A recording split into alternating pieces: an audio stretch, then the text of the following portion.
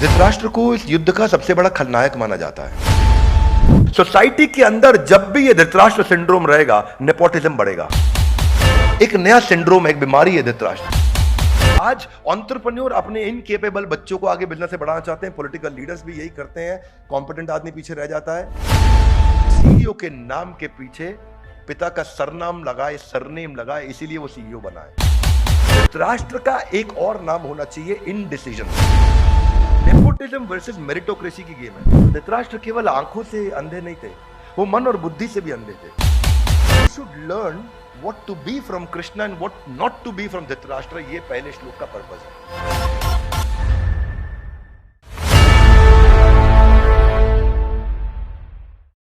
ग्रंथराज श्रीमद् भगवद गीता की जय।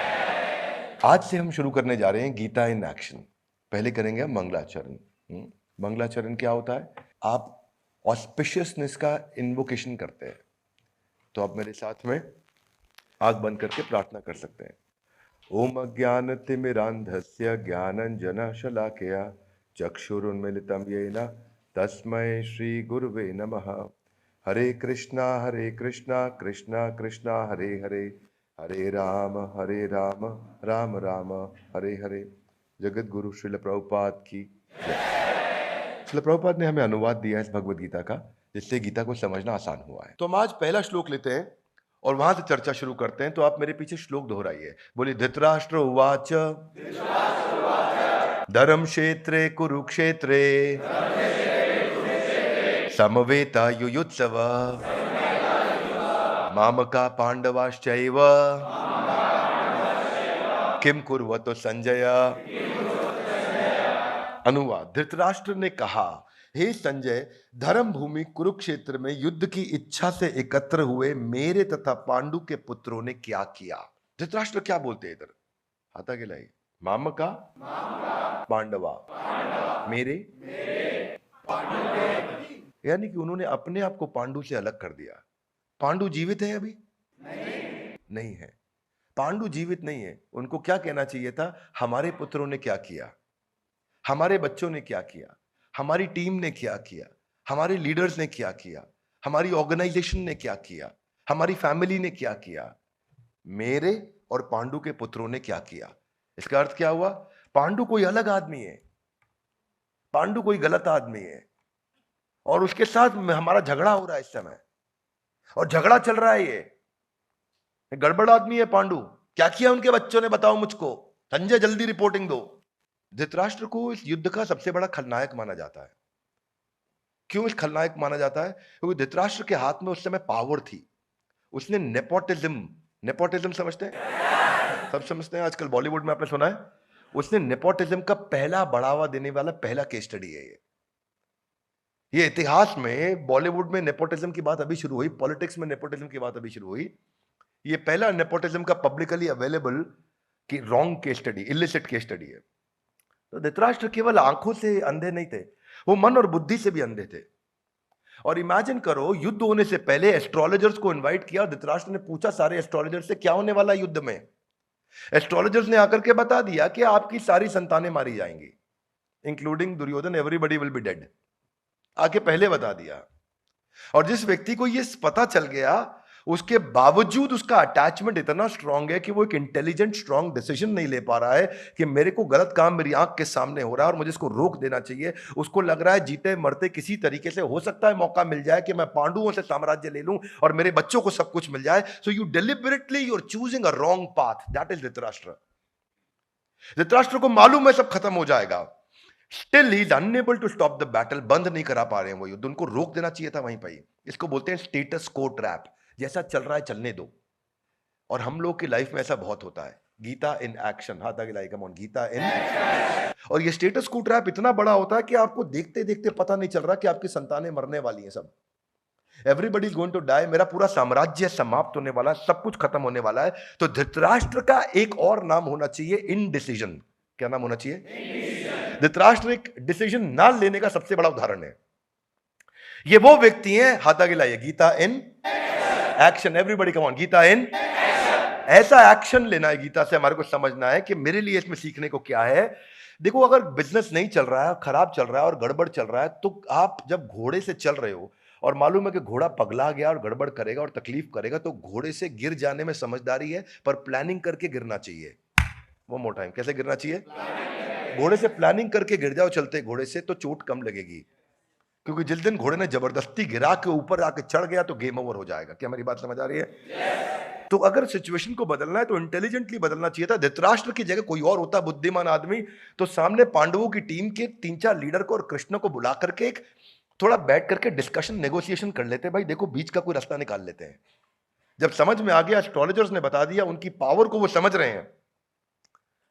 इसलिए when you have power use it, when you have power use it. लेकिन कैसे कैसे करेंगे उसको? Wisely, rightly, timely. इसको बोलते हैं WRT formula. One more time, come on, क्या बोलते हैं? हाथ आगे लाइए। Wisely, rightly, timely. One more time, come on. क्या मतलब होता है इसका? वाइजली मतलब बुद्धि के साथ, राइटली मतलब ईमानदारी के साथ, टाइमली मतलब समय के साथ। हाथ आगे लाइए। वाइजली मतलब, राइटली मतलब ईमानदारी के साथ। ईमानदार नहीं थे धृतराष्ट्र।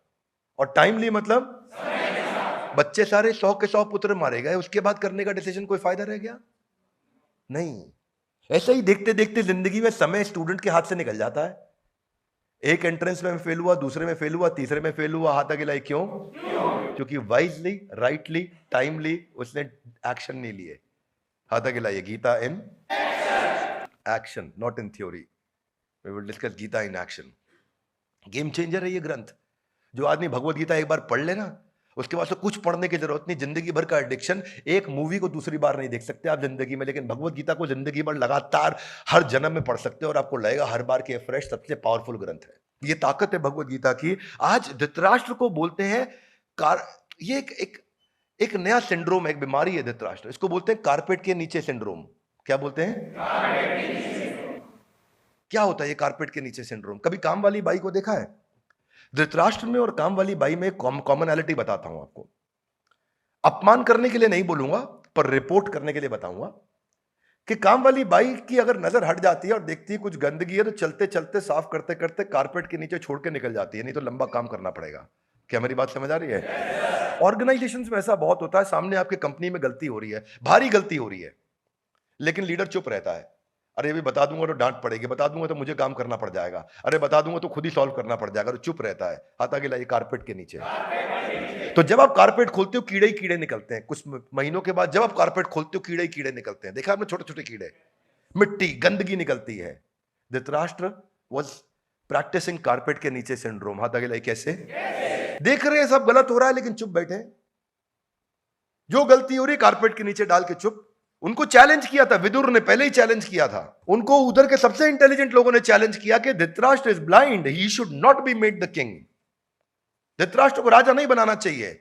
और धृतराष्ट्र अपने, अगर वो चेयरमैन है बोर्ड के और देख रहे हैं कि बोर्ड में दोनों प्रकार के मेंबर्स हैं, मेरे बोर्ड में शकुनी भी अवेलेबल है which is the evil one, और मेरे बोर्ड में भीष्म पितामह भी अवेलेबल है who is the gentle one, I should listen to both of them. लेकिन मैं सुन नहीं रहा हूं भीष्म पितामह को। यानी कि बोर्ड में एडवाइजर तो बुद्धिमान थे, लेकिन मैं उन एडवाइजर की एडवाइजरी ले नहीं रहा। हाथ आगे लाइए। क्यों? मैं और मेरा, मैं और मेरा, मैं धृतराष्ट्र, मेरा पुत्र दुर्योधन, हमको सब कुछ मिलना चाहिए। और यही बायस जो है ना, स्टेटस को ट्रैप, इसी ने काम खराब किया। What is WRT formula? याद रहेगा आपको? क्या है? One more time, come on. Wisely, याद रखिए इसको। सोसाइटी के अंदर जब भी ये धृतराष्ट्र सिंड्रोम रहेगा, नेपोटिज्म बढ़ेगा।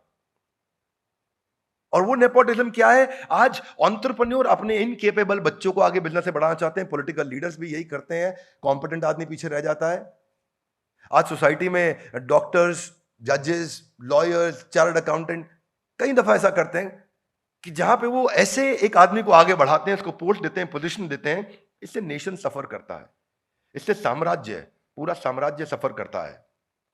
और स्टीव जॉब्स का हमेशा कहना है कि reason that privately owned company doesn't last beyond 3 generation, दादा पिता पुत्र के बाद खत्म हो जाती है प्राइवेटली ओन्ड कंपनी ज्यादातर। हाथ आगे लाइए। क्यों?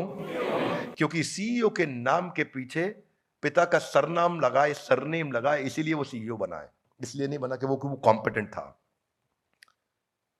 तो एक्शन क्या होगा? हाथ आगे लाइए। गीता इन एक्शन ये होना चाहिए कि अगर परिवार साथ में जुड़े हैं तो धृतराष्ट्र को बोलना चाहिए, भाई तेरा शेयर है, कंपनी में तेरा शेयर है, लेकिन काम कॉम्पिटेंट आदमी को करने दो, ऑपरेशंस कॉम्पिटेंट आदमी करेगा।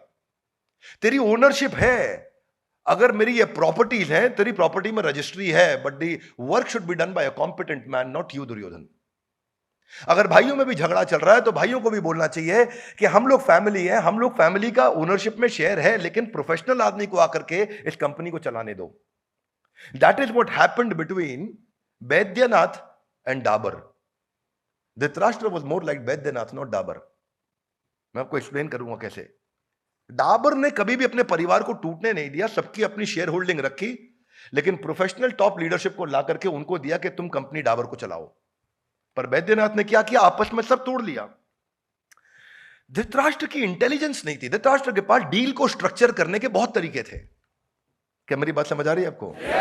कैसे धृतराष्ट्र डील को स्ट्रक्चर कर सकते थे। दुर्योधन, तुमको क्यों चाहिए साम्राज्य? बोला, पापा I want to enjoy, I want power, I want money, I want to celebrate, I want to relax. Okay Duryodhan, वो वैसे भी करा देते हैं, क्या टेंशन है तुमको? हाथा गिलाई कैसे? अगर पांडव ज्यादा कॉम्पिटेंट हैं तो हम पांडवों से नेगोशिएट कर लेते हैं कि तुम ऑपरेशंस को रन करो, तुम साम्राज्य चलाओ, साम्राज्य को प्रॉफिटेबल बनाओ, प्रॉफिट का 10% रॉयल्टी इनकम दुर्योधन को दे दो, वो चुपचाप बैठ के खाता रहेगा। क्या मेरी बात समझ आ रही है? टेक्निकली दुबई ऐसे ही तो चला है ना, पूरा यूएई ऐसे ही रन हुआ है। वहां जो शेख हैं दे आर इंटेलिजेंट दुर्योधन्स। हाथा गिलाई कैसे? कोई भी आता है, वहां यूरोपियंस आते हैं, अमेरिकन आते हैं, इंडियंस आते हैं, बिजनेस करते हैं, शेख को बोलते हैं इसको पार्टनर बनाओ, ये पैसिव पार्टनर है, जो आपका रेवेन्यू होगा उसका 10% इसको देना पड़ेगा। What is he? He is an intelligent Duryodhan. He doesn't want to work, he will make money, he will relax. तो धृतराष्ट्र के पास कई तरीके थे, पर धृतराष्ट्र का एक और नाम क्या है? इनडिसीजन। क्या नाम है? इनडिसीजन। वो डिसीजन नहीं लिया धृतराष्ट्र ने, इसीलिए गेम ओवर हो गया। तो वो डील को स्ट्रक्चर करने के इतने तरीके थे कि उनको बोलना चाहिए था, भाई देखो आप दुर्योधन रॉयल्टी इनकम ले लो, आप रेंटल्स ले लो पांडवों से, आप कुछ भी ले लो, हिसाब किताब बना लेते हैं, रिलैक्स करो, आपको एंजॉय करना आप एंजॉय करो, वो बेचारे मेहनत करेंगे, उनको करने दो ना। और वो ऊपर से ईमानदार आदमी भी है, वो तुम्हारा पैसा हक का मारेगा भी नहीं। किसकी बात कर रहे हैं? युधिष्ठिर की। युधिष्ठिर इतना ईमानदार है कि तुमने सेट कर लिया भाई तुम्हारे को रेवेन्यू का इतना परसेंट देना, युधिष्ठिर पक्का देंगे, तुम्हारे मांगने से पहले टाइमली पेमेंट हो जाएगी, तुम्हारे को पेमेंट साइकिल, वर्किंग कैपिटल कोई इशू ही नहीं है। When you got a very honest guy on the other side, बिना कारण के झगड़ा किया आपने। क्या मेरी बात समझ आ रही है? So people don't look at solutions. वो फंस जाते हैं अपनी ईगो में, और फंस जाते हैं ईगो में, और ईगो में फंसते कैसे हैं? उसको फंसने का कारण यही है कि जब उनको दिखना बंद हो जाता है। मेरे विचार में अगर आप बैद्यनाथ को देखोगे तो बैद्यनाथ क्या है? वो 5 अलग अलग भाई हैं, 5 अलग अलग एंटिटीज है वहां पे, नागपुर, कोलकाता, झांसी, पटना और इलाहाबाद। That is Baidyanath. पांचों जगह अलग अलग भाई हैं, पांचों जगह अलग अलग बैलेंस शीट बन रही है, पांचों जगह अलग अलग बिजनेस हो रहा है। हाथा गिलाइए, हाथा गिलाइए। माम का, इलाहाबाद का, किम कुर्वतो संजय, माम का, नागपुर का, पटना का, झांसी का, किम कुर्वतो संजय। इनके परिवार में रोज होता है बैद्यनाथ में। ये क्यों होता है? This is live case study. क्यों बैद्यनाथ की टीवी में ऐड नहीं आती? इसीलिए नहीं आती कि वो नागपुर वाले को लगता है मैं टीवी में ऐड करूंगा, झांसी वाला कमा लेगा, इलाहाबाद वाला कमा लेगा मेरी ऐड देखने पे। क्या मेरी बात समझ आ रही है?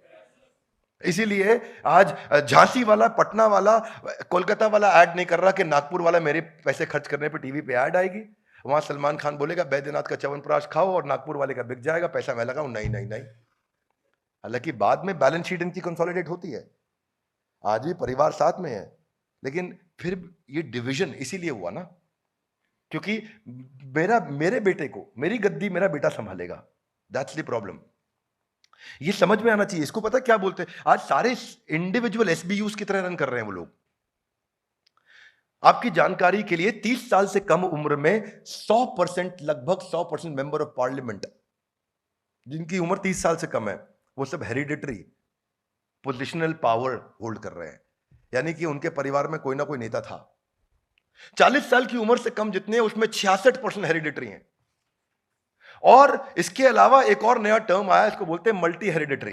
You know what is multi hereditary? ये वो नया आया है जिसके मल्टीपल हाइपर हेरिडिटरी बोलते हैं इसको। मल्टीपल परिवार में कनेक्शंस ऐसे हैं जो पॉलिटिक्स के अंदर है, इसीलिए मैं भी पॉलिटिक्स में हूं। So competent guy doesn't come, guy who has a family background, he comes. We should learn what to be from Krishna and what not to be from Dhritarashtra. ये पहले श्लोक का पर्पस है। क्या नहीं बनना है वो धृतराष्ट्र से देखना है, और क्या बनना है वो कृष्ण से देखना है। अब ये भगवत गीता हमारी शुरू हो रही है।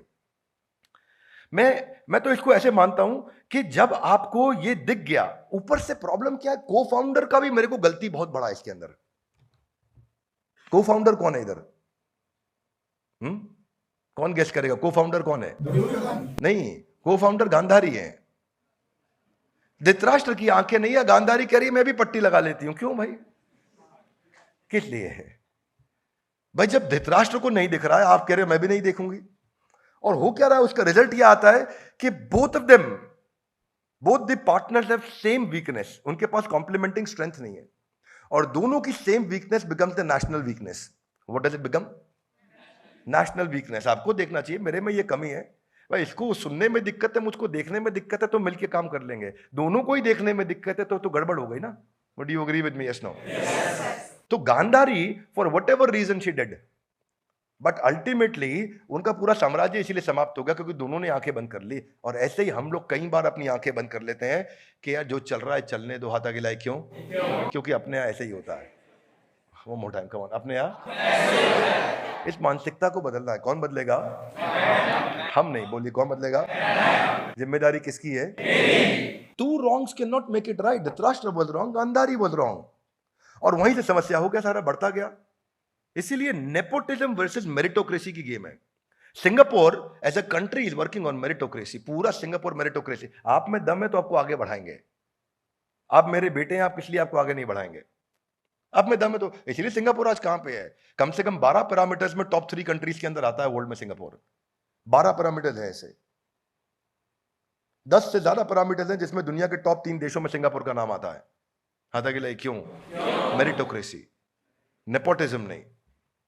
हाँ, हमारे गांव से आए हैं, बहुत बढ़िया, यादवों का छोरा। Why? You don't have to do that. You got to get a competent guy, and that is the problem. इसको पता है क्या बोलते हैं? इसको बोलते हैं 3 जनरेशन कर्स। क्या बोलते हैं? 3 जनरेशन कर्स का मतलब है दादा ने शुरू किया, पिता ने चलाया, बेटे ने गवाया। इसका अर्थ क्या हुआ? The first generation start the business, second generation runs it, third generation ruins it. 3 generation कर्स।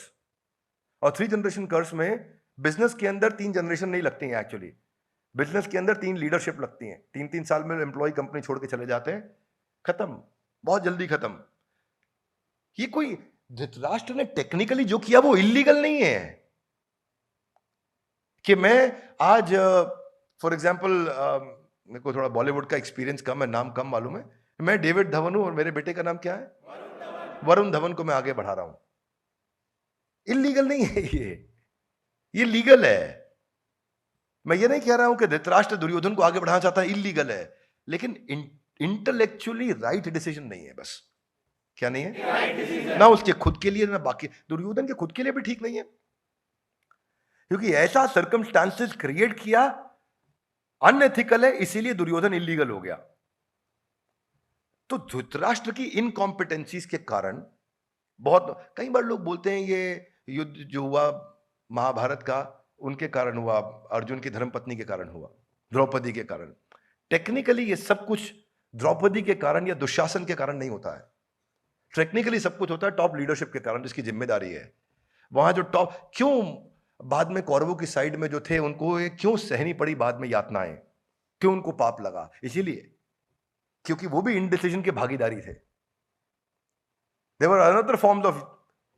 अब ये इतना पुअर इन्फ्लुएंसर है कि सिनेरियोस को एंटिसिपेट नहीं कर पाया धृतराष्ट्र। धृतराष्ट्र का ना क्रिटिकलिटी कैपेबिलिटी मैट्रिक्स होता है।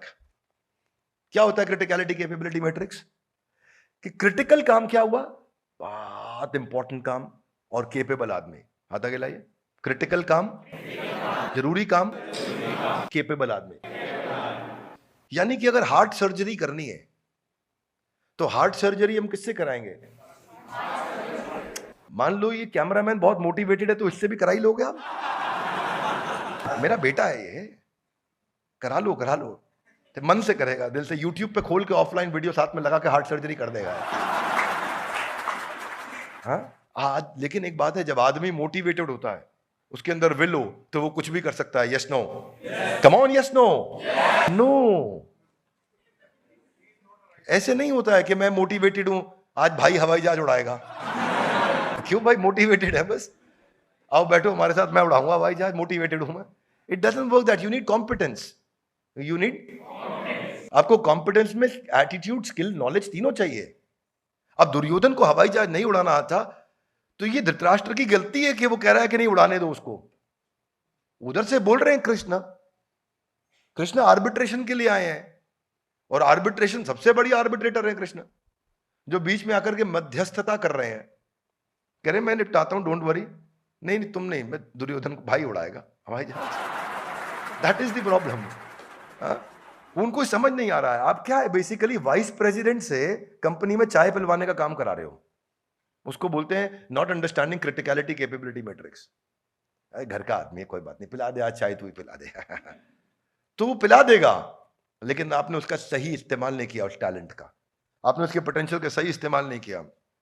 तो ये जो बायस है, ये जो फेवरेटिज्म है, ये जो लॉन्ग टर्म फोकस को मिस कर देना, ये जो अनएथिकल होना, ये जो ग्रीडी होना, ये जो सही चीज के साथ नहीं खड़ा हो पाना, ये कि माय वे और हाईवे, या तो मेरे रास्ते या हाईवे से निकल जा, ये जो मेंटालिटी है, एक शॉर्ट कमिंग को, अपनी गलती को एक्सेप्ट ना कर पाना, और एक कॉम्पिटेंट आदमी को वैल्यू ना करना, ये सब किस में रिजल्ट देता है? दो चीजों में रिजल्ट देता है। एक है weakness plus wickedness is game over. सुनिए मेरी बात, वीकनेस प्लस विकेडनेस इज, एक तो धृतराष्ट्र वीक आदमी, डिसीजन नहीं लेते, और दूसरा विकेड यानी धूर्त आदमी, चीट आदमी, चीटिंग करने वाले। जिधर वीकनेस भी है और विकेडनेस भी है, game over.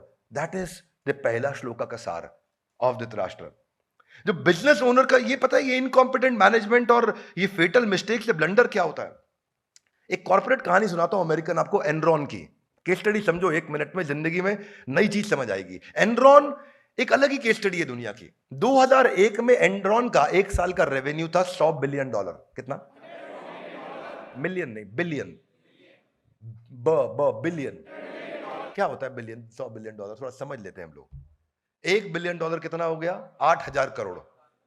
$10 billion 80,000 crore. $100 billion 8 lakh crore का रेवेन्यू एनरॉन कर रहा है 1 साल में 2001 के अंदर। क्योंकि लीडरशिप कॉम्पिटेंट थी, लेकिन धूर्त थी, चालाक थी, चीट थी। वो कंपनी एनरॉन जो 2001 की शुरुआत में 8 लाख करोड़ का रेवेन्यू कर रही थी, 2001 में 8 लाख करोड़ बहुत था भाई लोग, समझ लीजिए। और 2001 के अंत में वो कंपनी बैंकरप्ट, दिवालिया हो गई, जीरो हो गई। क्या हो गई? समझ में आ रहा है? तो ये कहावत बन गई। क्या कहावत बन गई? अगर कोई इनडिफीटेबल है, अगर कोई ऐसा आदमी है जिसको डिफीट नहीं किया जा सके, जिसको हराया नहीं जा सके, और वो ऐसे हार जाए कि 8 लाख करोड़ से जीरो पे आ जाए 1 साल में, तो उसको बोलते हैं तेरा एनरॉन हो गया। तेरा क्या हो गया? तेरा एनरॉन हो गया। तो एनरॉन का एनरॉन 1 साल में हुआ था। हो जाता ना भाई, किसी किसी का एनरॉन हो जाता है। कोडाक का भी एनरॉन हुआ है। कोडाक कितना बड़ा था, एनरॉन हो गया उसका। नोकिया का भी एनरॉन हो गया। कहावत बन गई। तू अगर खत्म हो गया तो मतलब तेरा एनरॉन हुआ है। क्या मेरी बात समझ आ रही है? पर धृतराष्ट्र इतने एफिशिएंट थे कि एनरॉन को एनरॉन होने में 1 साल लगा, धृतराष्ट्र को 18 दिन लगे। धृतराष्ट्र का 18 दिन में एनरॉन हो गया। उनका इतना भयंकर गेम ओवर हो। क्या मेरी बात समझ आ रही है? ये अनएथिकल प्रैक्टिस और लैक ऑफ इंटेग्रिटी आज इतनी बड़ी ऑर्गेनाइजेशन खत्म हो सकती है। और मजे की बात क्या है कि टॉप एग्जीक्यूटिव्स को मालूम है गलती है, वो लूप होल छुपा रहे हैं। वो आए बैंकर से, ऑडिटर से भी बोल रहे हैं इस पे पर्दा डालो, इसको छुपाओ। यही हुआ एनरॉन में। और यहां भी ऑडिटर थे। यहां ऑडिटर कौन थे? भीष्म पितामह, द्रोणाचार्य, कृपाचार्य, इन सबको खरीद लिया गया। कर्ण जैसे लोग, सबको अपना बनाया, सबको दबाव डाला और सबसे गलत काम कराया। क्या मेरी बात समझ आ रही है? बस यहां फंस गए। वो उधर भगवत गीता अर्जुन भी सुन रहे हैं। भगवत गीता का एंड होते होते अर्जुन का हृदय परिवर्तित हो गया। संजय एक्साइटेड पे एक्साइटेड हो रहे, मुहुर मुहुर मुहुर मुहुर, ओह मजा आ गया गीता सुन के। संजय के आखिरी के श्लोक सुन लो, आपकी बुद्धि चकरा जाए भाई। गीता सुनने के बाद कोई इतना एक्साइटेड हो रहा है जैसे छोटा बच्चा वीडियो गेम देखते या कार्टून टॉम एंड जेरी देख के एक्साइटेड होता है। क्या मेरी बात समझ आ रही है? ऐसा संजय एक्साइटेड हुए भगवत गीता सुन के, उनका दिल बदल गया, अर्जुन का दिल बदल गया। पर धृतराष्ट्र का क्या था? ये मेरा ईगो, मेरा डिजायर, मेरा अटैचमेंट, मेरा दुर्योधन आधा गिलाई क्यों? अपने ऐसे ही होता है। तो एक चीज धृतराष्ट्र से क्या सीखते हैं कि सीखनी है हमारे को कि हमें धृतराष्ट्र जैसा नहीं बनना है। तो ये था हमारा आज का पहला श्लोक। धर्म क्षेत्रे कुरुक्षेत्रे समवेता युयुत्सव मामका पांडवाश्चैव किम कुर्वतो संजय। तो आज हम एक श्लोक लिया, इसी तरह हम रोज एक श्लोक लेंगे और आपको इनवाइट करेंगे। और अगर आप लोग भी आना चाहते हैं, लाइव अटेंड करना चाहते हैं, तो आप रजिस्टर कर सकते हैं। इसके विषय में आपको लिंक दे दिया जाएगा जहां आप रजिस्टर करें, आपको इनवाइट करेंगे हम और आपको एंट्री बाय इनविटेशन है। आज हमारा पहला है श्लोक था ये, और इस तरह एक एक करके हम पूरी भगवत गीता को समझने का प्रयास करेंगे। भगवत गीता को समझने के लिए, चूंकि एक असीमित ग्रंथ है, इसके लिए एक असीमित बुद्धि की आवश्यकता है। मेरी सीमित बुद्धि है, मेरी सीमित बुद्धि से मैं प्रयास करूंगा कि आपका भगवत गीता में अनुराग, एक अटैचमेंट और एक प्रेम बढ़ सके। और भगवत गीता को श्रील प्रभुपाद ही सिखा सकते हैं, पर मैं प्रयास करता रहूंगा। हर पंछी की उड़ान की सीमा है और मेरी भी अपनी उड़ान की सीमा है, पर अपनी सीमा के माध्यम से मैं इतना जरूर करना चाहूंगा कि आपके मन में गीता के प्रति श्रद्धा पैदा करना चाहता हूं। मेरे जीवन का लक्ष्य है और उसको आप पढ़िए और लोगों को पढ़ाइए, उनको मदद करिए। हमारे साथ जुड़े रहने के लिए, आज के वीडियो को आकर के ध्यानपूर्वक अटेंड करने के लिए, आप सबका, इसको दूसरों तक पहुंचाने के लिए आप सबका हृदय की गहराई से प्रेम पूर्वक बहुत बहुत धन्यवाद।